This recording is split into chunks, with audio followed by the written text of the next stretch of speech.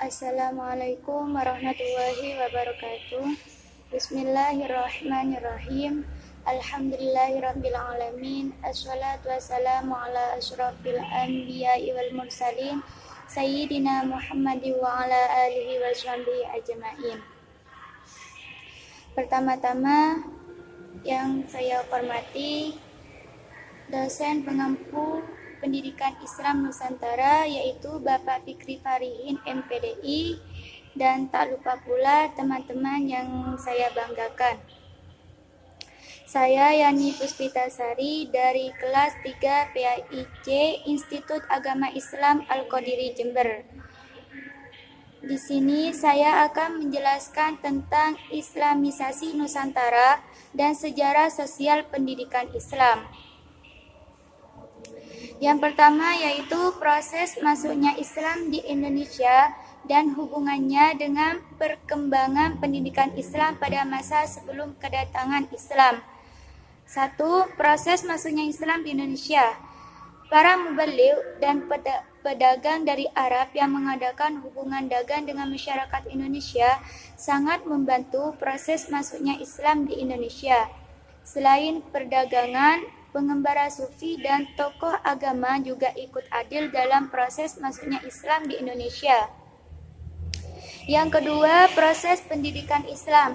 Pada awalnya tidak hanya ada pada satu tempat dan waktu tertentu, tetapi dimanapun dan kapanpun ketika bertemunya antara mubaligh, pedagang, dan penduduk pribumi, maka pada saat itu pula pendidikan Islam berlangsung. Sistem pendidikan Islam pada awalnya berlangsung di lingkungan keluarga, kemudian berkembang di surau, masjid, dan akhirnya masuk di rumah para bangsawan. Selanjutnya yaitu sejarah sosial pendidikan Islam. Rangkaian kata yang masing-masing mempunyai makna tersendiri, namun secara keseluruhan kata tersebut mempunyai makna yang saling berhubungan tentang apa yang dimaksud. Yang pertama, kata sejarah. Sejarah secara umum satu peristiwa atau kejadian. Dalam Kamus Besar Bahasa Indonesia atau KBBI, sejarah artinya sebuah kejadian yang benar terjadi di masa lampau. Pengertian ilmu sejarah sebagai pengetahuan dari uraian tentang peristiwa ataupun kejadian yang terjadi pada masa lampau. Selanjutnya yaitu pengertian sosial. Pengertian sosial menurut KBBI yaitu hal-hal yang berkenan dengan hubungan masyarakat. Yang ketiga yaitu pendidikan menurut Kamus Besar Bahasa Indonesia, yaitu cara mengubah tingkah laku atau sikap seorang maupun kelompok dengan pengajaran. Selanjutnya masuknya Islam ke Indonesia dan penyebarannya.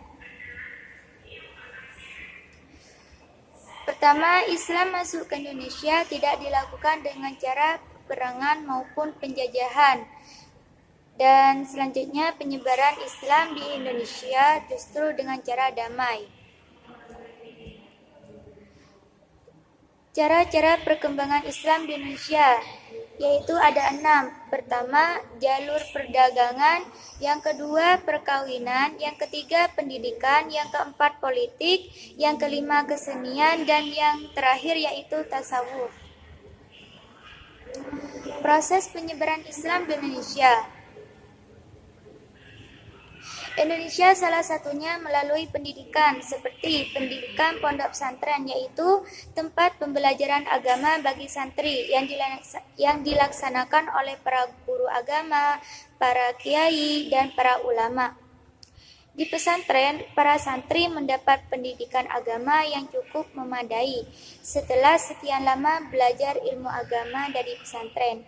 Kemudian mereka memanfaatkan apa yang mereka peroleh dari pesantren. Selanjutnya yaitu perkembangan Islam di Nusantara. Ada 2. Yang pertama yaitu bidang politik. Perkembangan Islam dalam bidang politik dapat dibedakan dalam 5 masa. yakni masa penjajahan, masa kemerdekaan, masa pemerintahan, pada pemerintahan Orde Baru dan masa pemerintahan di Orde Lama dan masa reformasi. Kedua, bidang seni dan budaya. Di Indonesia memiliki kesenian Islam, namun dibandingkan dengan negara lain, Indonesia cukup tertinggal dalam bidang kesenian Islam. Selanjutnya yaitu proses pendidikan pada masa kerajaan Islam di Nusantara. Proses pendidikan Islam di Nusantara telah diselenggarakan pada masa kerajaan Islam pertama di Nusantara, yaitu diperlak pada tahun 840 sampai 1292 Masehi dan kerajaan Samudra Pasai pada tahun 1267 sampai 1521 Masehi. Selain dilaksanakan di Pulau Sumatera, juga diselenggarakan di Pulau Jawa. Pendidikan Islam di Jawa dilaksanakan oleh para wali songo. Dan yang terakhir yaitu pendidikan Islam di Indonesia pada masa penjajahan Belanda. Dilakukan dengan membuat kebijakan-kebijakan yang merujukan pendidikan Islam dengan membentuk suatu lembaga khusus yang bertujuan mengawasi dan membuat peraturan yang sangat ketat terhadap proses pendidikan Islam. Ada 3. Yang pertama yaitu kebijakan tersebut adalah membatasi para ulama atau kiai dalam pengajaran Islam dengan cara harus memperoleh izin dari pemerintah Belanda. Yang kedua, pada tahun 1932 mengeluarkan peraturan serupa yang isinya tentang penutupan sekolah atau madrasah yang tidak mempunyai izin atau memberikan pendidikan atau pengajaran yang disenangi pemerintah Belanda dan diberi label ordinasi sekolah liar. Yang ketiga yaitu mengeluarkan peraturan dengan nama netral agama yang isinya bahwa Belanda bersikap tidak memihak terhadap agama maupun dengan cara melarang adanya pendidikan agama di lembaga pendidikan atau sekolah-sekolah gereja dijadikan sekolah pemerintah dan di setiap karesidenan didirikan satu sekolah Kristen.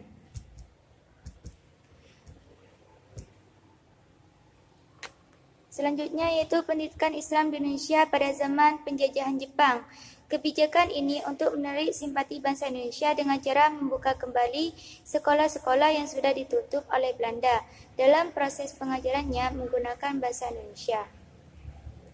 Mungkin hanya ini yang bisa saya presentasikan. Saya akhiri. Wassalamualaikum warahmatullahi wabarakatuh.